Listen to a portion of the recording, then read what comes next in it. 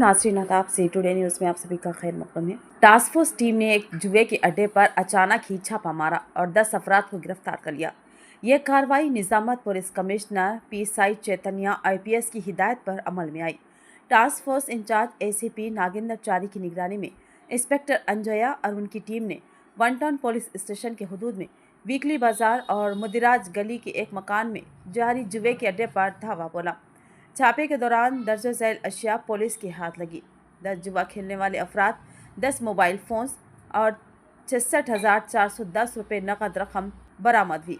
Police ने तमाम गिरफ्तार मुलजिमान को मज़ीद कानूनी कार्रवाई के लिए वन टाउन SHO के हवाले कर दिया।